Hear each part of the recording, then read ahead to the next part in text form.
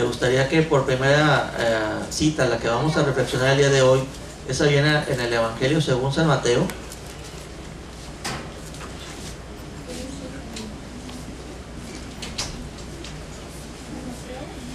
¿Sí? En el capítulo 26. ¿Sí?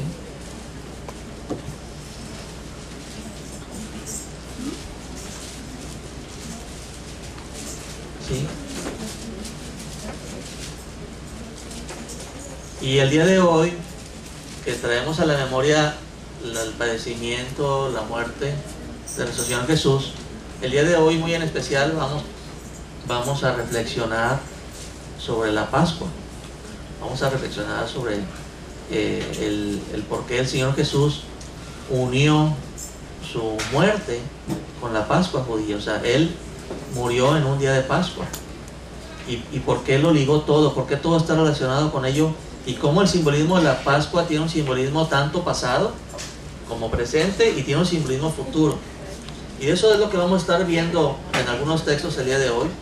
Y me gustaría que ahí en el capítulo 26 dice así la palabra de Dios a partir del 26 verso 1 al 5, dice: cuando hubo acabado Jesús todas esas palabras, dijo a sus discípulos, les dice: sabéis que dentro de 2 días se celebra la Pascua, y el Hijo del Hombre será entregado para ser crucificado. Entonces los principales sacerdotes, los escribas y los ancianos del pueblo se reunieron en el patio del sumo sacerdote llamado Caifás, y tuvieron consejo para prender con engaño a Jesús y matarle. Pero decían: no durante la fiesta, para que no se haga alboroto en el pueblo. Y dice el verso 14: entonces uno de los 12, que se llamaba Judas Iscariote, fue a los principales sacerdotes y les dijo: ¿qué me queréis dar y yo os lo entregaré? Y ellos le asignaron 30 piezas de plata, y desde entonces buscaba oportunidad para entregarle. Y dice la palabra: el primer día de la fiesta de los panes sin levadura, vinieron los discípulos a Jesús diciéndole: ¿dónde quieres que preparemos para que coman la Pascua? Y él dijo: id a la ciudad a cierto hombre y decidle: el maestro dice, mi tiempo está cerca, en tu casa celebraré la Pascua con mis discípulos. Y los discípulos hicieron como Jesús les mandó y prepararon la Pascua. Cuando llegó la noche, se sentó a la mesa con los 12, y mientras comían dijo: de cierto os digo que uno de vosotros me va a entregar.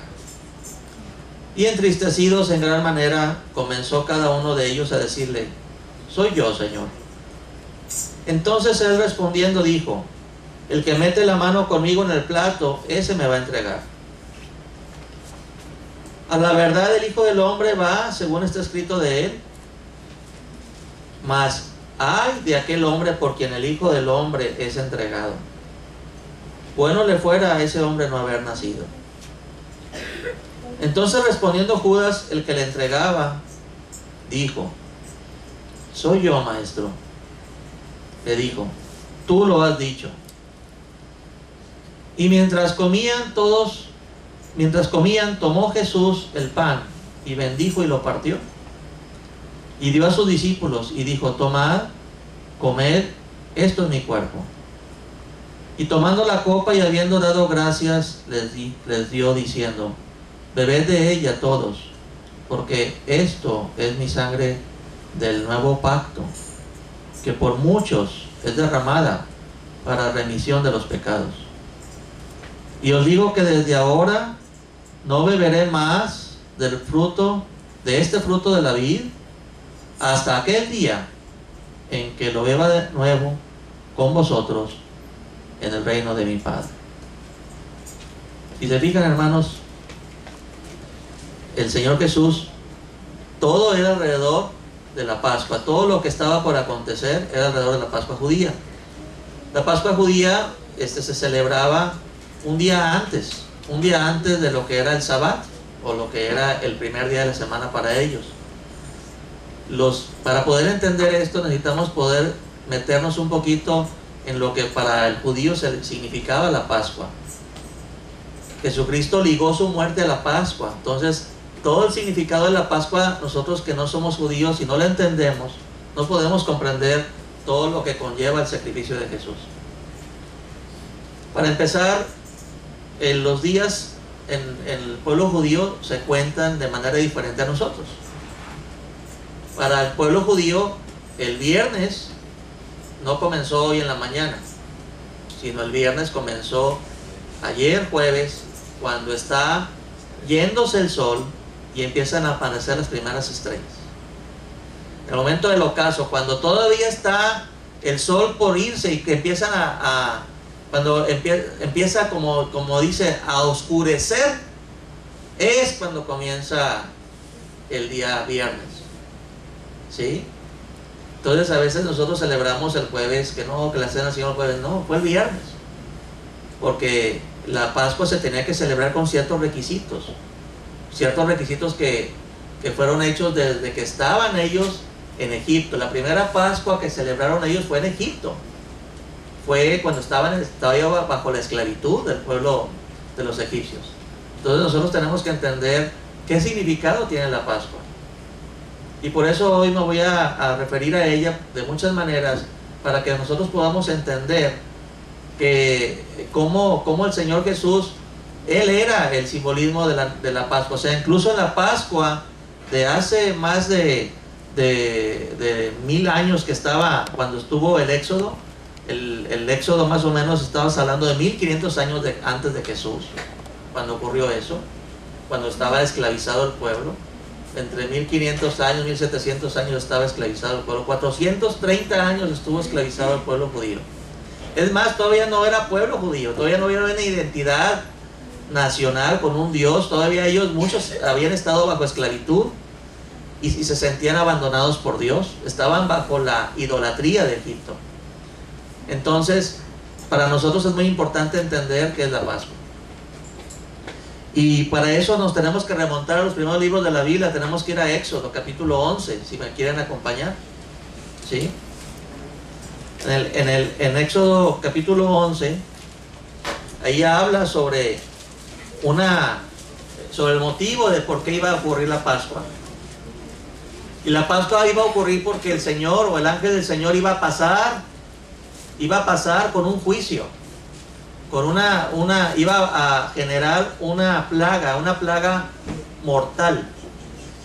El Señor le había estado hablando al faraón de que tenía que soltar al pueblo y tenía que dejarlo ir al desierto para que le ofrecieran sacrificios y le sirvieran.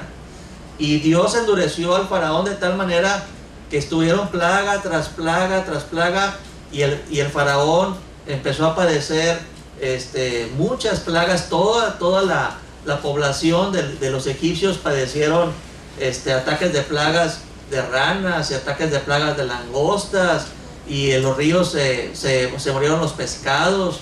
Y luego la penúltima plaga fue de oscuridad.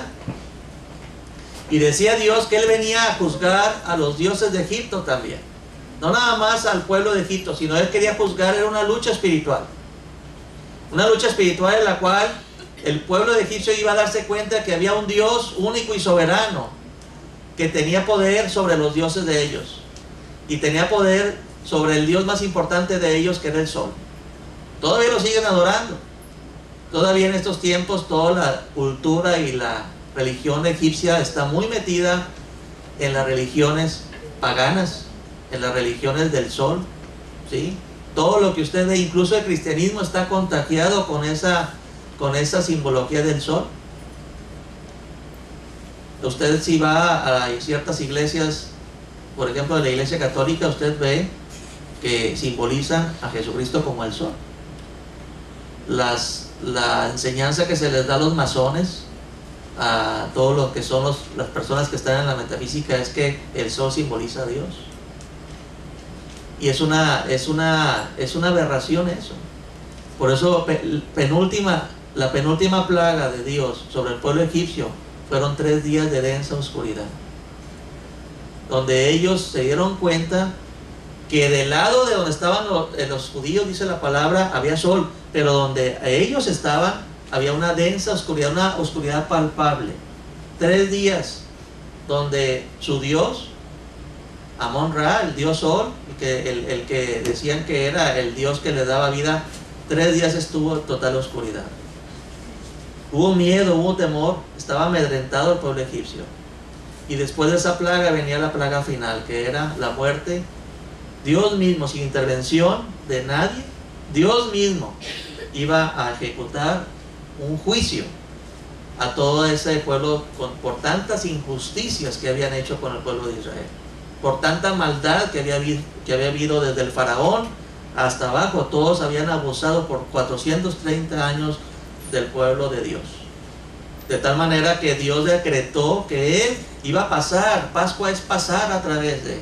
Iba a enviar el ángel del exterminio. El ángel de Jehová iba a llegar y iba a hacer un juicio sobre toda la tierra. La ira de Dios iba a caer de manera justa sobre todos los que estaban en iniquidad, sobre todos los que se estaban oponiendo a la voluntad de Dios.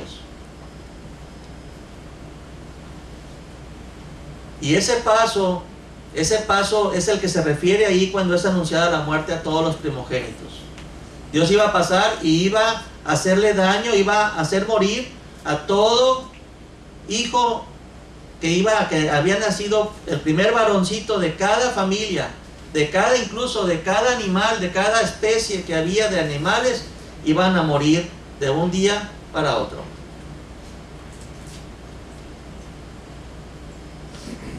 Dice la palabra de Dios: no toquéis a mis ungidos.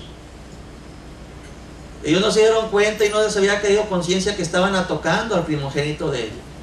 Estaban tocando al primogénito de Dios, que era el pueblo judío. Un pueblo que fue nacido con palabras de una promesa, de esperanza, y que por la fe, a través de Abraham, iba a haber una nación grande, que iba a ser para servicio de Dios. Nación santa, pueblo adquirido por Dios. ¿Les es familiar esa frase? Nosotros somos descendientes de ese Abraham por la fe. Somos pueblo adquirido por Dios. Somos nación santa. Pero para ello tenía que haber una serie de requisitos para que el ángel de Dios, el ángel de justicia de Dios, no tocara a los ungidos de Dios, no tocara al pueblo de Dios. Dice la palabra de Dios que no hay justo, ni aún uno. Todos hemos pecado.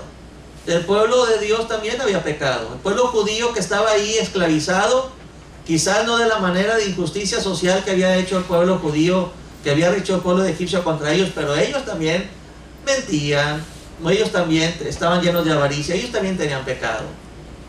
Entonces la única manera para ser salvos de la ira de Dios, cuando iba a venirse la justicia de Dios sobre esa región, era que alguien supliera la vida de ellos. Alguien tenía que morir por ellos.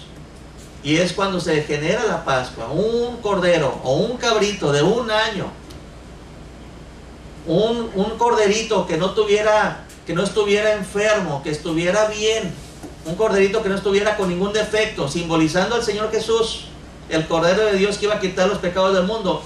Había de pagar la consecuencia del pecado también del pueblo de Israel. Era un acto de obediencia y de fe. Creer que la sangre de ese corderito era suficientemente poderosa por la fe para cubrirnos de la ira de Dios, al poner sobre los dinteles de la casa, o sea, sobre los marcos de la puerta de la casa principal, pintarla de esa sangre, vaciar esa sangre y untarla ahí.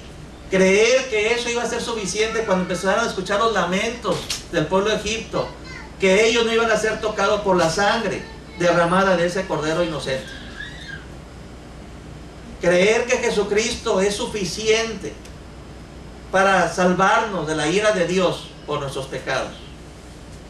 Creer que la sangre de Cristo es suficiente para perdonarnos todo nuestro pasado y darnos la oportunidad de comenzar de nuevo. Es la misma fe del pueblo judío. Es la misma fe que se pone en acción. Y eso a pesar de estar escuchando gritos porque dice la palabra que se escuchó un gran clamor en toda familia de Egipto. Todo eso, cuando ves que está habiendo problemas y que tú dices, y dices, oye Señor, yo también soy merecedor de un castigo, yo también he pecado, yo no soy tan inocente. Lo único que nos queda a nosotros como cristianos, la gran diferencia es que ponemos nuestra fe en acción, en obediencia a Dios, y creemos en el Hijo, en el sacrificio que Dios envió de su Hijo unigénito para que todo aquel que en Él crea no se pierda. Entonces la fe de nosotros se pone en acción, y la fe de nosotros es aplicar esa sangre para nuestra vida, la sangre de Jesucristo. Por eso nuestro Señor Jesucristo muy atinadamente dijo, hay que celebrar la Pascua. Y en esa Pascua, Él dice, esa Pascua las iba a celebrar, y mataron un corderito en esa Pascua cuando estaba Jesús con sus discípulos. Esos discípulos que estaban ahí sabían que ellos traían a la memoria cuando Jehová Dios con su diestra, con su brazo fuerte, los libró de esa casa de servidumbre y les dio la oportunidad de caminar en libertad bajo la autoridad de Él. Fue una cosa maravillosa eso que sucedió en esa última plaga que les dio, la 10ª plaga que fue. Y esa plaga viene en el libro de Éxodo capítulo 11. Y lo vamos a leer, dice así.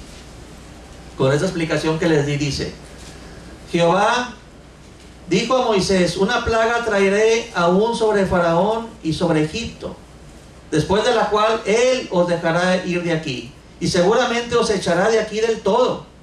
Habla ahora al pueblo, y que cada uno pida a su vecino y cada una a su vecina alhajas de plata y de oro. Y Jehová dio gracia al pueblo en los ojos de los egipcios. También Moisés era tenido por gran varón en la tierra de Egipto, a los ojos de los siervos del faraón y a los ojos del pueblo.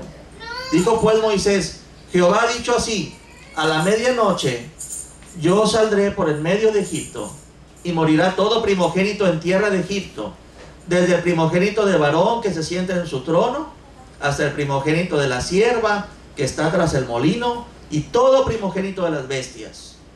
Y habrá gran clamor por toda la tierra de Egipto, cual nunca hubo, ni habrá jamás. Pero contra todos los hijos de Israel, desde el hombre hasta la bestia, ni un perro moverá su lengua, para que sepáis que Jehová hace diferencia entre los egipcios y los israelitas, entre los incrédulos y los creyentes. Y descenderá a mí todos estos tus siervos, e inclinados delante de mí dirán: vete, tú y todo el pueblo que está debajo de ti, y después de esto yo saldré. Y salió muy enojado de la presencia del faraón. Y Jehová dijo a Moisés: Faraón no os oirá, para que mis maravillas se multipliquen en la tierra de Egipto. Y Moisés y Aarón hicieron todos estos prodigios delante del faraón, pues Jehová había endurecido el corazón del faraón, y no envió a los hijos de Israel fuera del país. Habló Jehová a Moisés, a Aarón de la tierra de Egipto, diciendo: este mes os será principio de los meses, para vosotros será el primero en los meses del año. Hablad a toda la congregación de Israel, diciendo: en el día 10 de este mes, tómese cada uno un cordero según la familia de los padres, un cordero por familia. Mas si la familia fuere tan pequeña que no baste para comer el cordero, entonces él y su vecino inmediato a su casa tomarán uno, según el número de las personas. Conforme al comer de cada hombre, haréis la cuenta sobre el cordero. Y dice: el animal será sin defecto, macho y de 1 año. Lo tomaréis de las ovejas o de las cabras, y lo guardaréis hasta el día 14 de este mes, y lo inmolará toda la congregación del pueblo de Israel entre las 2 tardes. Y tomarán de la sangre, y la pondrán en los 2 postes y en el dintel de las casas en que lo han de comer. Y aquella noche comerán la carne asada al fuego, panes sin levadura, con hierbas amargas lo comerán. Ninguna cosa comeréis de él cruda, ni cocida en agua, sino asada al fuego, su cabeza con sus pies y sus entrañas. Ninguna cosa dejaréis de él hasta la mañana, y lo que quedare hasta la mañana lo quemaréis en el fuego.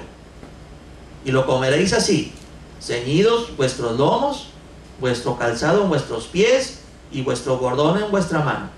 Y lo comeréis apresuradamente. Es la Pascua de Jehová. Pues yo pasaré aquella noche por la tierra de Egipto, y heriré a todo primogénito en la tierra de Egipto, así como de los hombres como de las bestias, y ejecutaré mis juicios en todos los dioses de Egipto. Yo, Jehová. Y la sangre os será por señal en las casas donde vosotros estéis, y veré la sangre y pasaré de vosotros, y no habrá en vosotros plaga de mortandad cuando hiera la tierra de Egipto. Este día os será en memoria, y lo celebraréis como fiesta solemne para Jehová durante vuestras generaciones. Por estatuto perpetuo lo celebraréis. 7 días comeréis panes sin levadura, y así el primer día haréis que no haya levadura en vuestras casas, porque cualquiera que comiere leudado desde el primer día hasta el 7º será cortado de Israel. El primer día habrá santa convocación, y asimismo en el 7º día tendréis una santa convocación. Ninguna obra se hará en ellos, excepto solamente que preparéis lo que cada cual haya de comer. Y guardaréis la fiesta de los panes sin levadura, porque en este mismo día saqué vuestras huestes de la tierra de Egipto. Por tanto, guardaréis este mandamiento en vuestras generaciones por costumbre perpetua. Eso era la enseñanza.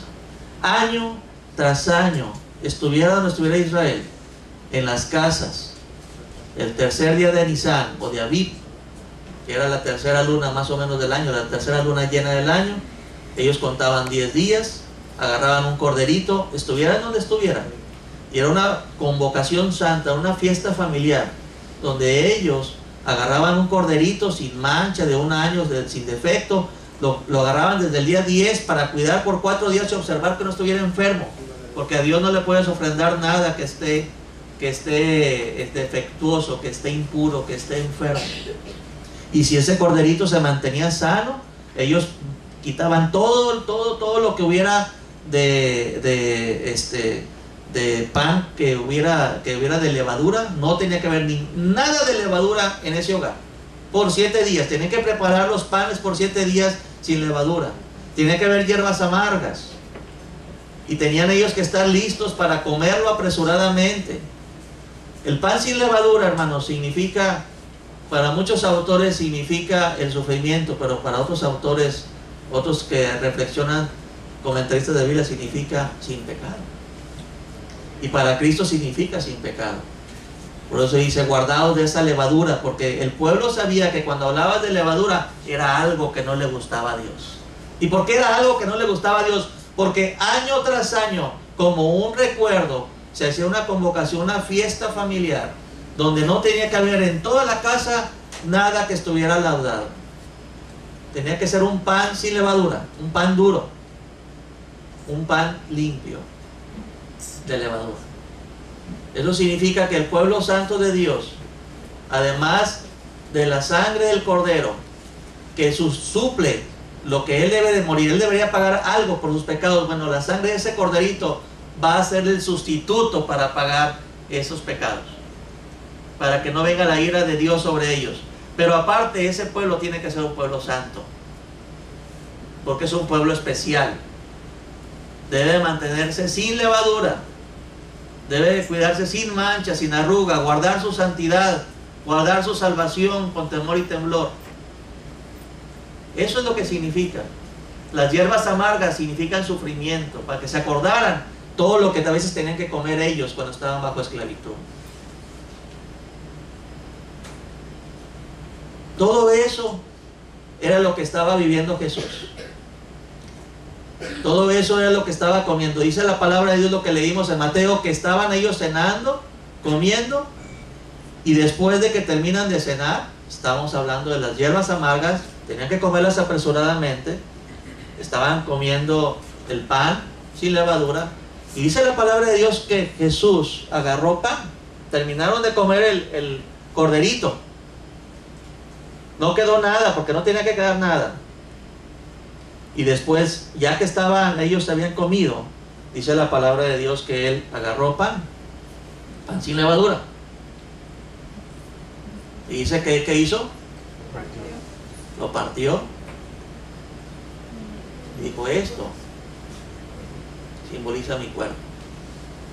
Porque dice la Biblia que era la última Pascua que iba a vivir antes de padecer. Él mismo iba a ser él mismo iba a ser el Cordero. Y le estaba diciendo, este vaso, este vino, este jugo de la uva, dice, ¿simboliza qué? ¿Y esta sangre qué va a pasar con esa sangre? Va a ser derramada. Se estaban acordando porque en aquellos años cuando lo inmolabas, inmolación significa sacarle la sangre.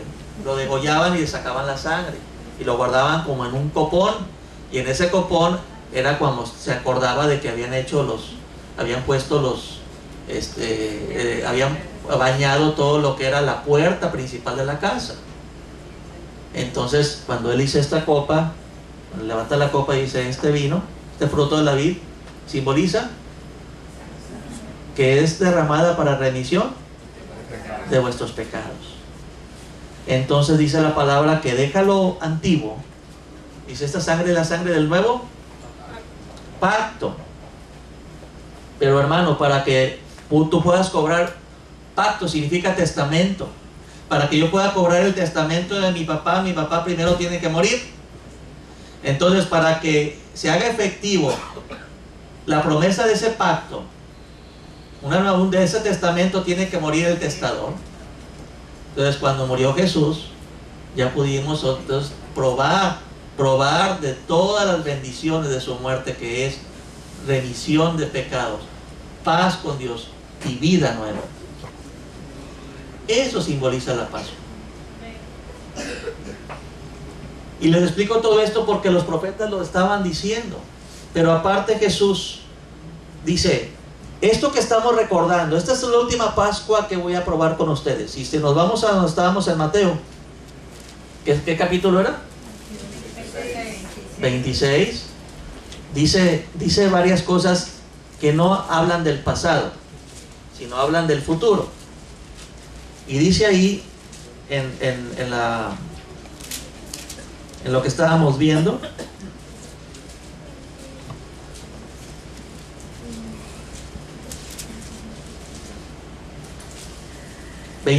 verso 29. Y os digo que desde ahora, el futuro, está hablando del futuro, él está haciendo un parteaguas, ¿sí? Hace más de 1500 años se hizo la primera Pascua. Había habido cerca de 1500 a 1700 Pascuas, memoriales, recordatorios de esa gloriosa liberación de Dios sobre ese pueblo de Israel, y que agarró un pueblo para sí. Pero Cristo es el parteaguas. A partir de ese momento, Él dice, ahora aquí hay un parteaguas, ese es el antiguo pacto, comimos el cordero del antiguo pacto, y ahora yo soy el nuevo pacto. Ahora ya no van a seguir comiendo carne asada, ya no van a seguir comiendo cordero asado, ni hierbas amargas, sino que van a recordarme, yo soy el pan que ha bajado del cielo. Van a recordarme, y el que coma mi carne y beba mi sangre, ese verdaderamente tiene vida.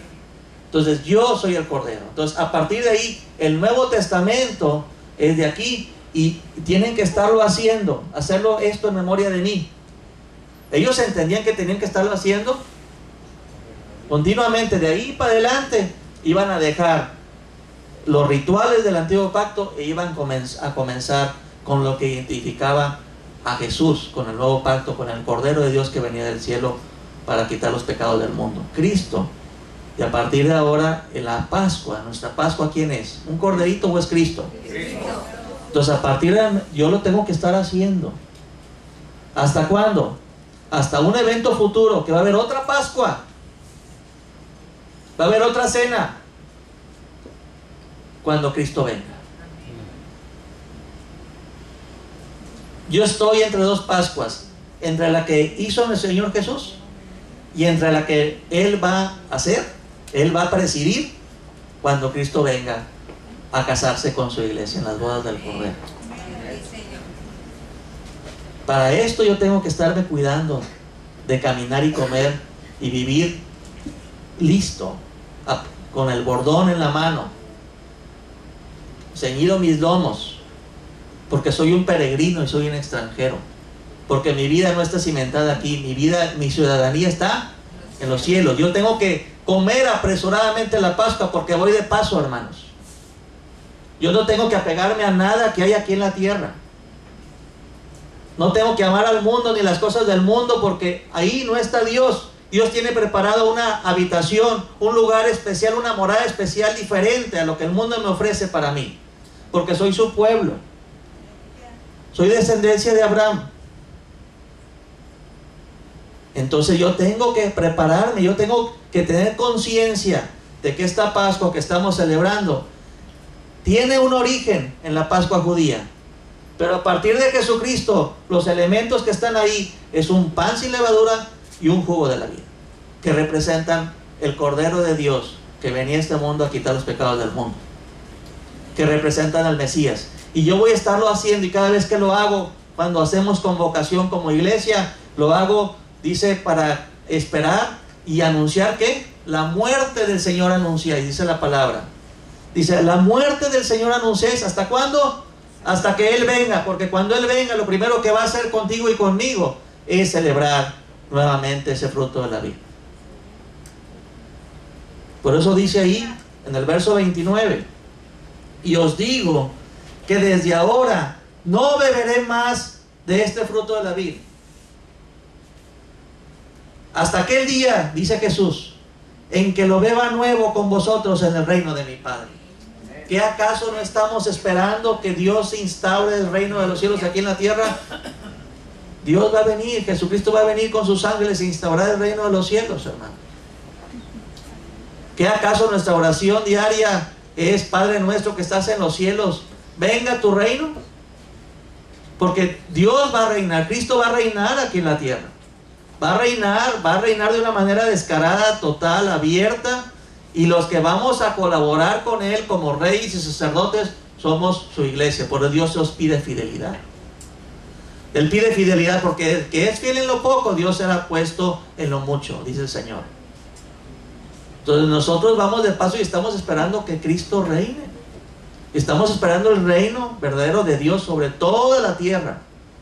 Claro que cuando viene Cristo, viene con un juicio, dice: he aquí, viene Dios a pagarle a cada uno conforme a sus obras.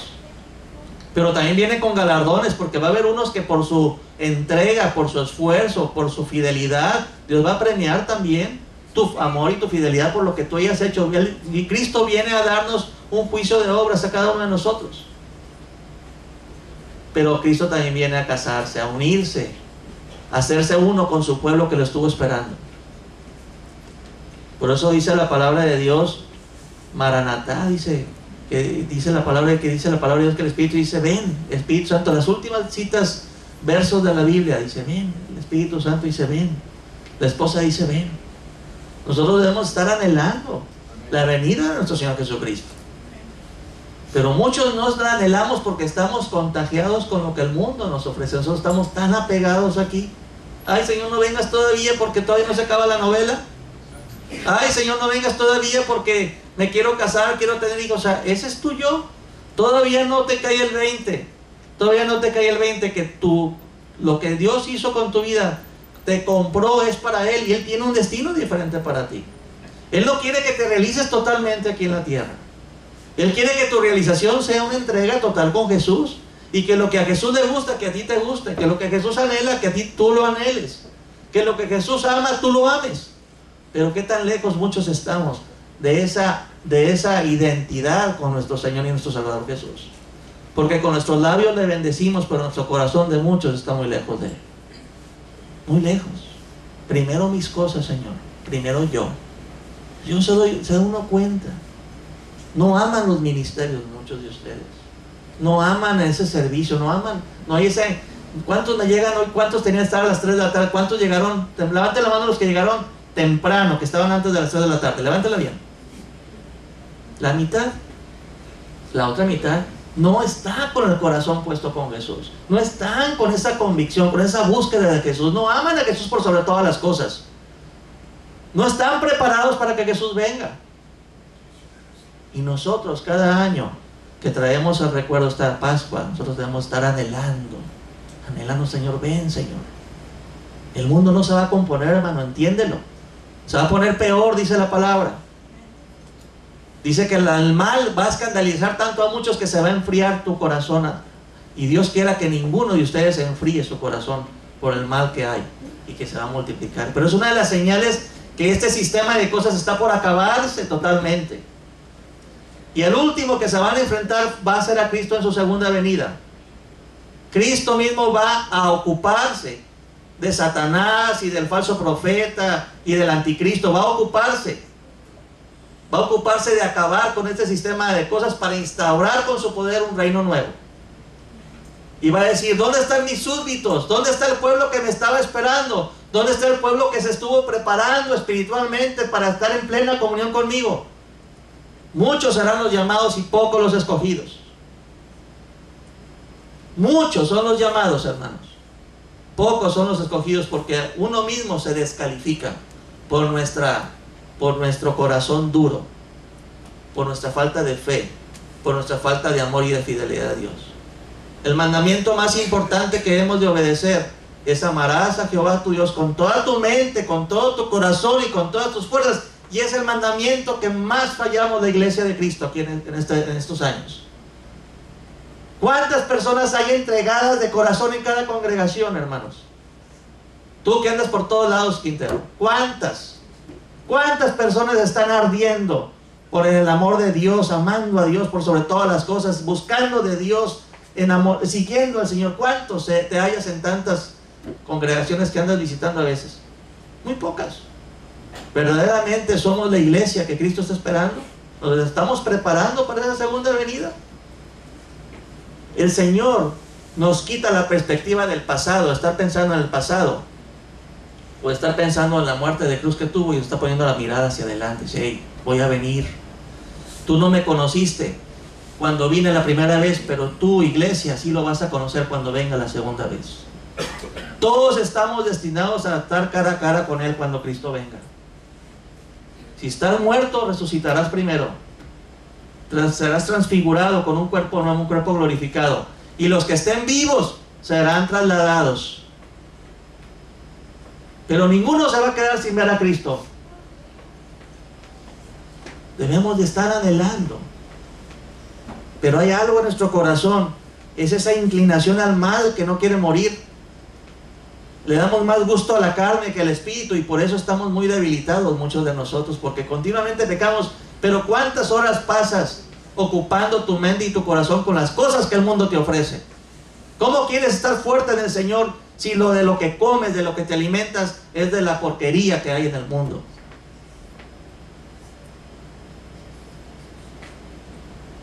¿Qué películas, hermanos, hay que edifican a los que les gusta andar de cineros? Ah, pero yo soy adulto, tengo amplio criterio. ¿Qué película te edifica? Con esas películas, ¿tú irías con Jesucristo a un lado para ver esa película? ¿O las que rentas? ¿Estarías contento, conforme? Oye, Jesús, mira, ¿qué te parece esta película que vamos a rentar? Tiene algunas escenas, pero ya estamos maduros. ¿Qué no crees que eso te hace daño a tu espíritu? Y cada vez el mundo nos va cerrando más, hermanos, porque cada vez el mundo está más descarado. Cada vez no tienes que estar esperando un programa, porque simplemente los comerciales están llenos de sensualidad, anunciando condones y cremas para sentir más, y todo orientado hacia la sensualidad, la fornicación, la lujuria, la impureza. No tienes que estar viendo el programa, simplemente la televisión, los carteles, todo. Cada vez el mundo te va cerrando más a que o te haces al mundo o te separas del mundo. Tenemos que tomar una decisión, hermanos, porque se está poniendo en juego mi salvación. ¿Sí o no? ¿Sí se pone en juego? Entonces nosotros debemos cada vez estar más, cada año que pasa, hermanos, es más cerca la venida del Señor, pero es más tentación, más difícil seguir al Señor, si amamos al mundo y las cosas que están en el mundo. Cuando tenemos tiempo libre, que dices, ay, estoy de vacaciones, no piensas, ay, estoy de vacaciones para buscar más de Dios, para meditar. Sí hay esa inclinación. Ay, Señor, gracias que estoy de vacaciones porque ahora voy a poder ocupar más tiempo contigo, ahora no tengo tanta ocupación, voy a buscar más de ti, voy a interiorizarme más, o voy a ver de qué manera puedo servir. Sí, hay esa inclinación. O las vacaciones son para agarrar vacaciones hasta de las cosas del Señor. Contéstenme. Las vacaciones las agarramos ¿para qué? Para aumentar nuestro egocentrismo, para aumentar nuestra sensibilidad, para alimentar el yo. Y es más, cuando están las vacaciones es cuando más débiles espirituales están, más fríos espiritualmente está uno. ¿Por qué? Porque estás tan disperso, tan distraído y no te estás haciendo responsable de alimentarte diariamente de la palabra de Dios, de buscar de Dios, alejarte de toda situación de pecado, dejar a un lado todo lo que no es de Dios. No tenemos esa fuerza para mantenernos en esa santidad, en esa búsqueda de Dios. Pero los dejo con esa reflexión. Los dejo con esa pequeña reflexión de lo que es la Pascua del Señor. Y si Dios te está hablando, pues arrepéntete. No te queda otra. Ay, hermanos, qué duros estuvieron los cocolazos. Te arrepentiste. Provocó, generó esa llamada de atención, generó de parte de Dios esa convicción de pecado, generó un arrepentimiento genuino y verdad, generó el humillarte, pedirle perdón a Dios, o nomás te sientes duro del golpe que te diste. Dios quiere generar arrepentimiento. Dios quiere generar convicción de pecado. Dios quiere generar un cambio de corazón. Dios quiere que te humilles y le pidas, Señor, perdóname, Señor. Estoy haciendo tonto, estoy jugando al cristiano, porque eso sí, vemos muchos que andamos en la onda cristiana y jugamos a ser cristianos, pero de corazón no somos cristianos. No hay ese fruto de Dios, no hay esa búsqueda de Dios, no hay esa llenura del Espíritu Santo de Dios, no hay ese cuidado, no hay esa responsabilidad, porque somos personas que seguimos a Cristo, cada quien a nuestra propia y soberana manera. Y no podemos seguir a Cristo así. Quien pone las condiciones es Jesús. El que quiera venir en pos de mí y pone sus condiciones. Él es el que pone las condiciones. Él es el que deja en tus manos la decisión de seguirle o no seguirle. Pero Dios no quiere que ninguno se pierda, hermanos. Dios, cuando nos llama la atención, es para que de corazón nos arrepintamos, para que de corazón le busquemos y de corazón le consagremos lo que a Él le pertenece, que es nuestro corazón, es nuestra vida, es nuestro futuro, es nuestro ser. Así que espero que con estos cantos que siguen, Dios te genere a dar un paso de fe. No te quiero aquí al frente, sino ahí en tu lugar. Inclina y busca y reconcíliate con Dios. Porque qué mejor que vivir una Pascua, pero con panes sin levadura, sin pecados. Vamos a ponernos de pie y vamos a alabar a Dios.